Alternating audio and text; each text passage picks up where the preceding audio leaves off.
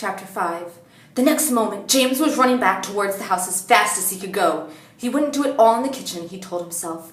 He would only get in there without Aunt Sponge and Aunt Spiker seeing him. He was terribly excited. He threw the long grass and the sting needles, not caring whether he got stung or not, on his bare knees, and in the distance he could see Aunt Sponge and Aunt Spiker sitting in their chairs with their backs towards him. He swerved away from them so as to go around the other side of the house, but then suddenly, just as he was passing underneath the old peach tree that stood in the middle of the garden, his foot slipped, and he fell face flat on his face in the grass. The paper bag burst open and hit the ground, and thousands of tiny green things were scattered in all directions.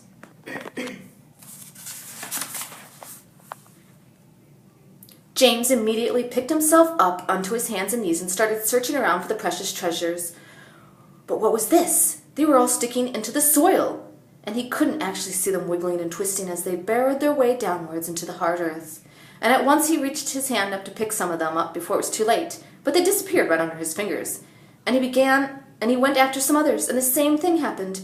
He began scrabbling around frantically, and in efforts to catch hold of those that were left. But they were too quick for him. Each time the tips of his fingers were just about to touch them, they vanished into the earth.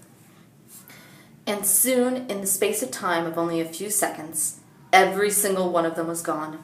James felt like crying. He would never get them back now. They were lost forever.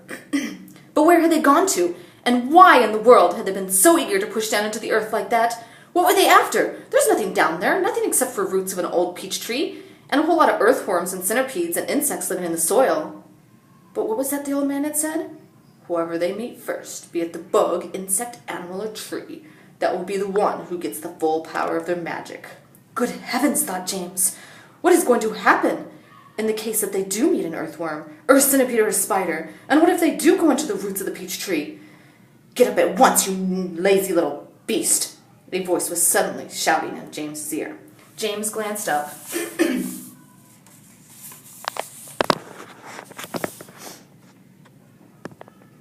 and saw Aunt Spiker standing over him, grim and tall and bony, glaring at him through her steel-rimmed spectacles. Get back over there immediately and finish chopping up those logs, she ordered. Aunt Sponge, fat and plumpy as a jellyfish, came waddling up behind her sister to see what was going on.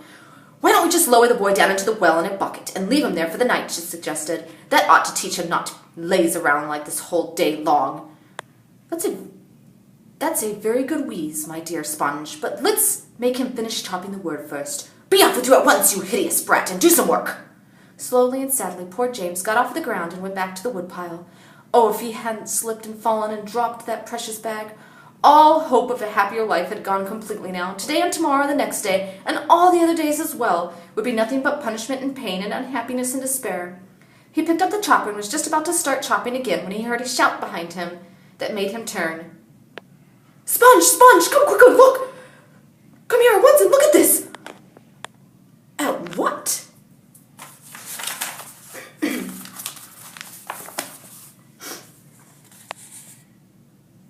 It's a peach! Aunt Spiker was shouting. A what? A peach! Right here on the highest branch. Can't you see it? I think you must be mistaken, my dear Spiker. That miserable tree never has any peaches on it. There's one there now, Sponge. You may look for yourself. You're teasing me, Spiker. You're making my mouth water on purpose when there's nothing to put in it. Why? That tree's never even had a blossom on it, let alone a peach. Right up there on the highest branch, you see? I can't see a thing. Very funny. Ha ha. Good gracious me! Well, I'll be blowed. There really is a peach up there. A nice big one, too, Aunt Spiker said. A beauty, a beauty! Aunt Sponge cried out. At that point, James slowly put down his chopper and turned and looked at the two women who were standing underneath the tree. Something is about to happen, he told himself. Something peculiar is about to happen at any moment, and he hadn't the faintest idea what it might be, but he could feel it in his bones that something was going to happen soon, and he could feel it in the air around him, in the sudden stillness that had fallen upon the garden. James tiptoed a little closer to the tree, and the ants were not talking now. They were just standing there, staring at the peach. There was not a sound anywhere, not even the breath of wind, and overhead the sun blazed down. As they were upon them was a deep blue sky. It looks right to me, Aunt Spiker said, breaking the silence. Then why don't you eat it? Aunt Sponge suggested, licking her thick lips.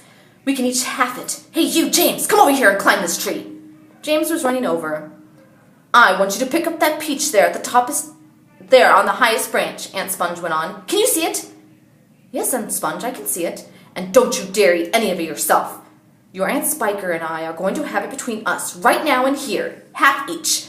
Get on with you. Up you go. James crossed over to the tree trunk. Stop, Aunt Spiker said quietly. Hold everything. She was staring up at the branches, and her mouth wide open and her eyes bulging as though she had seen a ghost. Look, she said. Look, Sponge, look! What is the matter with you? Aunt Sponge demanded. It's growing, Aunt Spiker cried. It's getting bigger and bigger. What is it? The peach, of course. You're joking. Well, look for yourself. But my dear Spiker, that's perfectly ridiculous. That's impossible. That's... No, just a minute. No, that can't be right. No, yes, great Scott! That thing is growing. It was nearly twice as big already, Aunt Spiker shouted. It can't be true. It must be true. It was a miracle. Watch it. I'm watching it. Good heavens alive, Aunt Spiker yelled. I can actually see the thing bulging and swelling before my very eyes.